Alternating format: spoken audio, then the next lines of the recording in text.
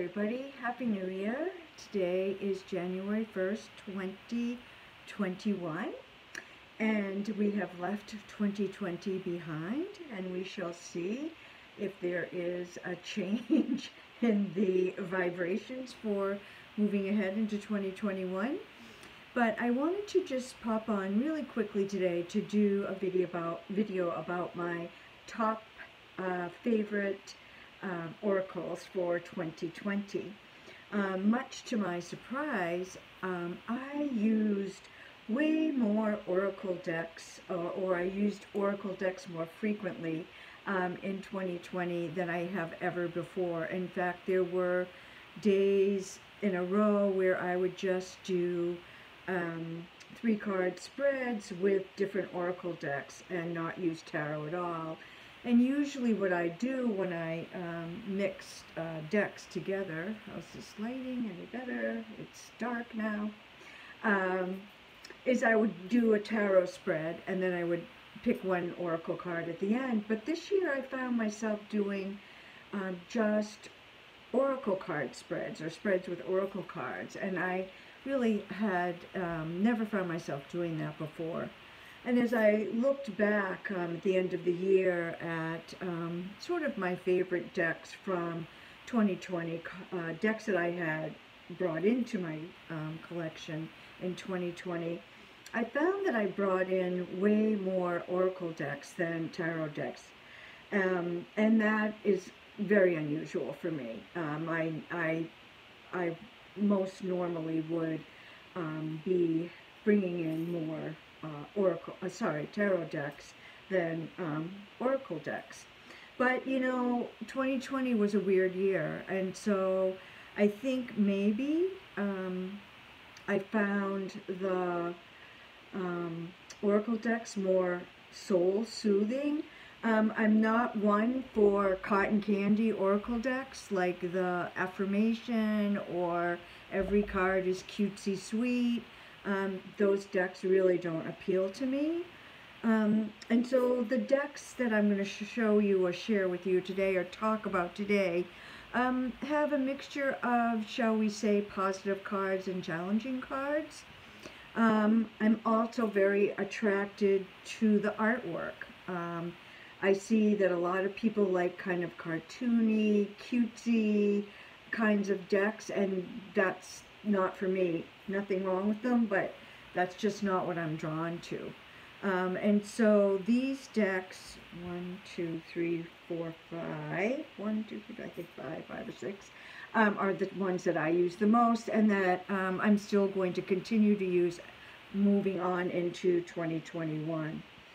And so I wanted to talk about a group of 3 that I got this summer in August, maybe end of July, beginning, I can't remember, but several weeks apart. And because I got them kind of closely together, I found that I started using them together, 3 oracle decks every day to do a 3-card reading. And I found these decks worked very well together, and that they looked really beautiful together. Their backs even looked good together. So let me show you their backs. Here's this one. This is how I laid them out. So they really had sort of a geometric look to the backs of them. And for those of you who know these decks, now you know what the 3 decks are.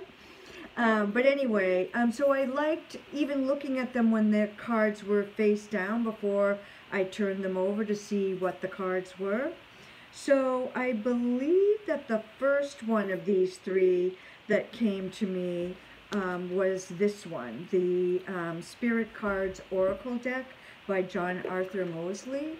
Comes in a nice sturdy box with a nice magnetic side closure. It also has a bag. The cards are standard oracle size. They're, you know, good sized cards.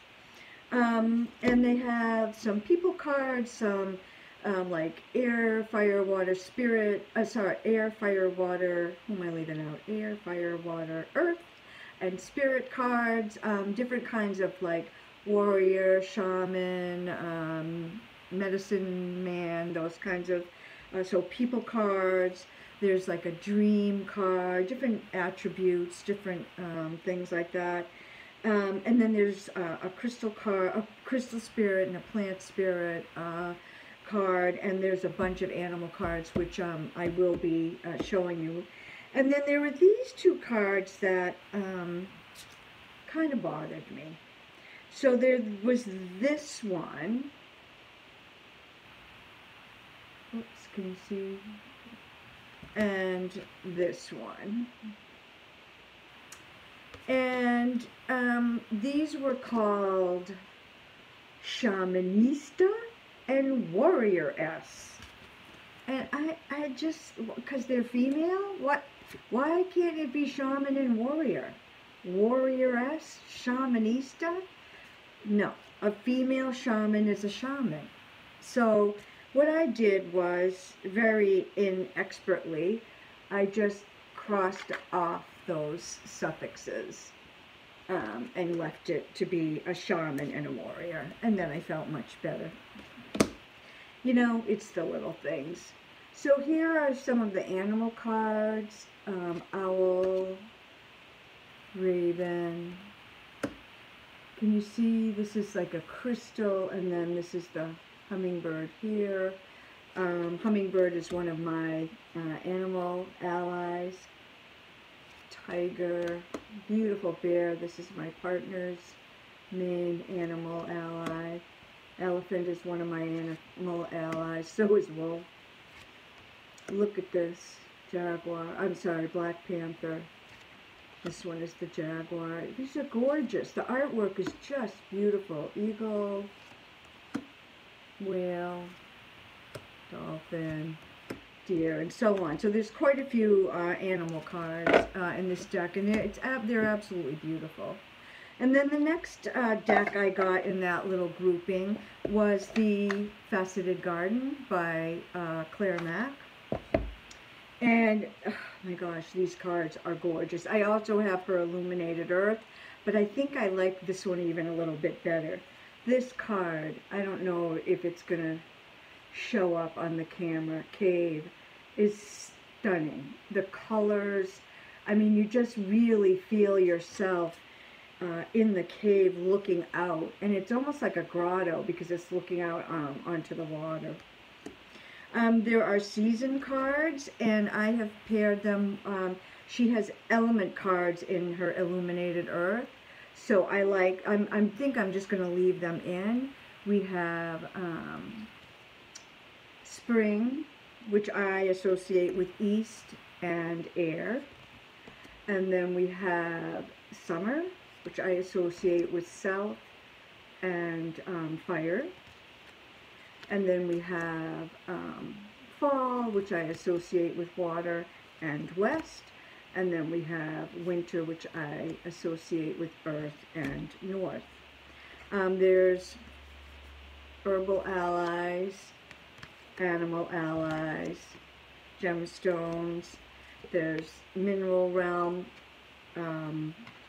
celestial realm. So I feel like it's as above, so below.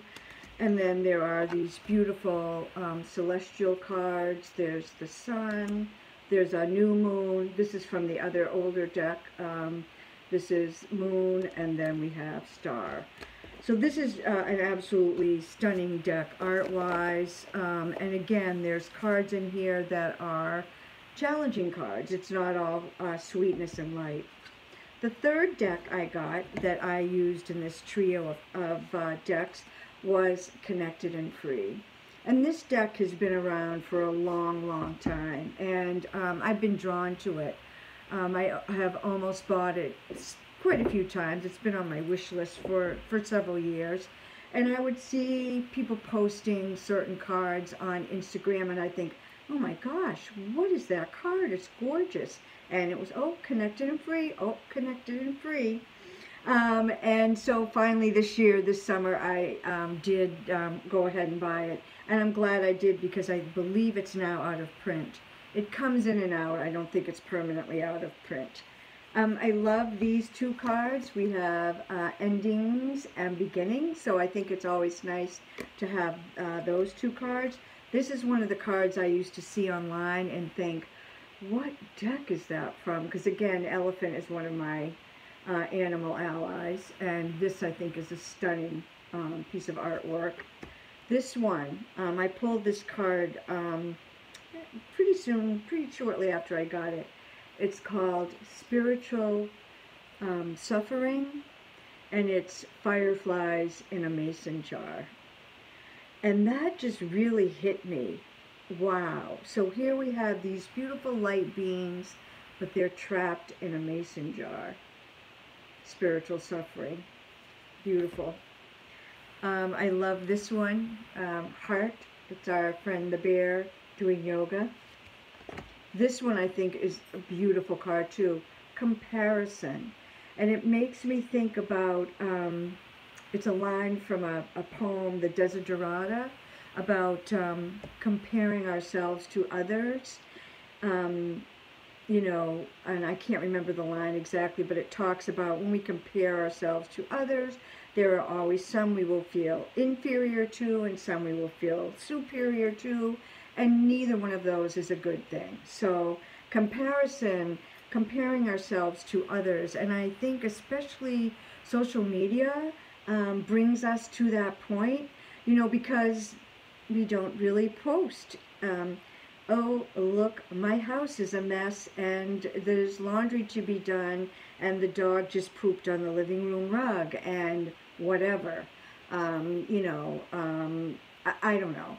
You know, it's like, oh, we had this beautiful dinner and oh, this sunset and oh, my new, you know, beautiful tarot deck and oh, I'm on vacation in France. And, you know, so comparison, and especially social media comparison, I think is kind of a soul sickness that we're all suffering from now.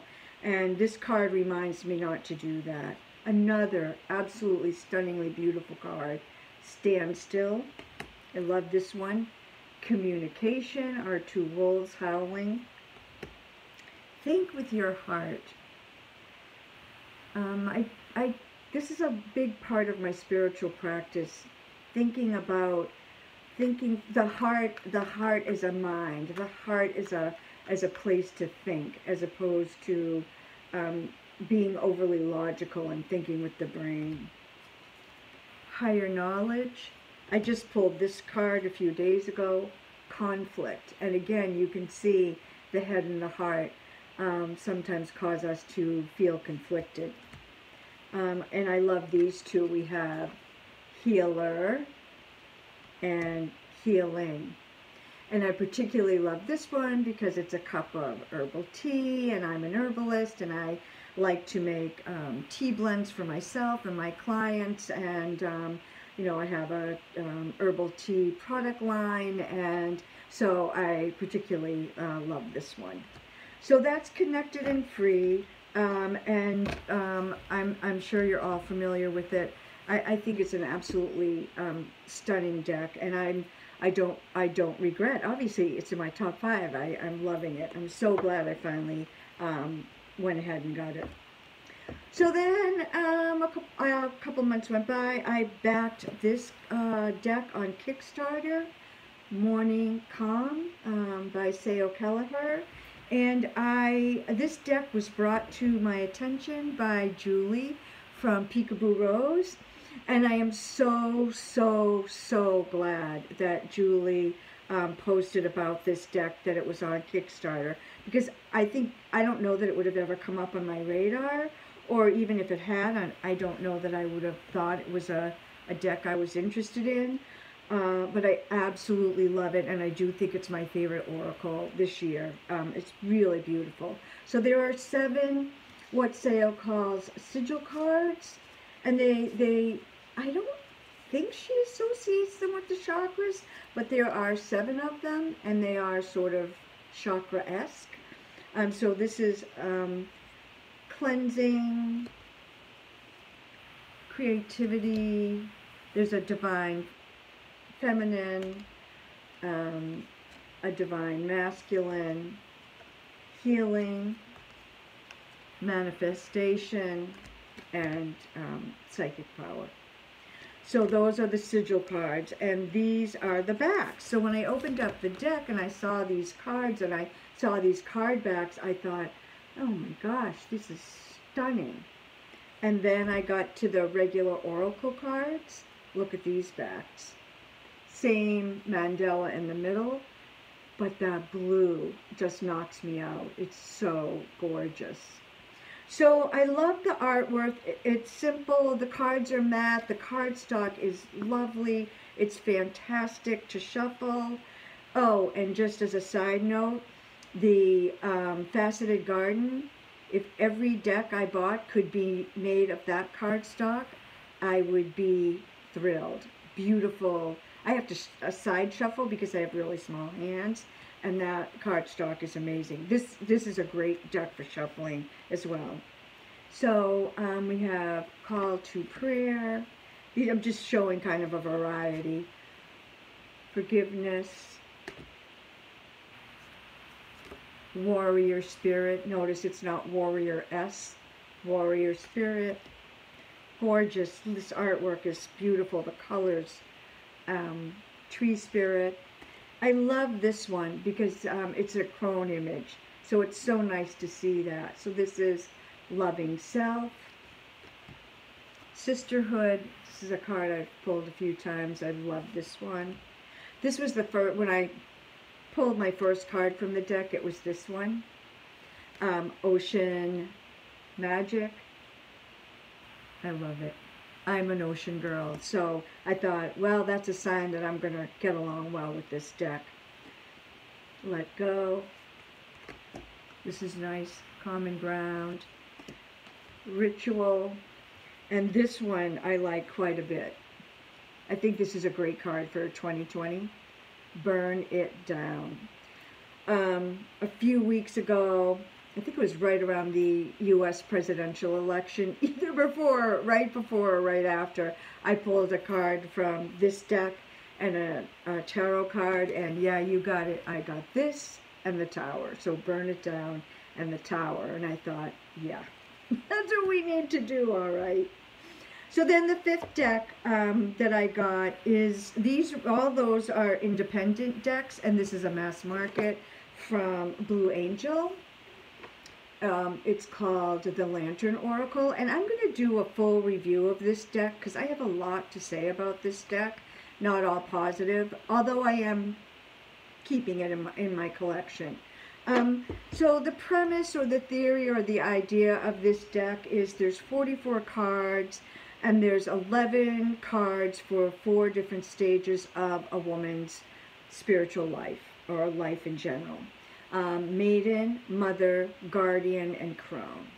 And there is some diversity in the deck in terms of ethnicities and races, and of course ages, because we have those 4 age stages. I think one of my criticisms about the deck is the Guardian stage. So that's between Crone, it's before Crone, but after Mother.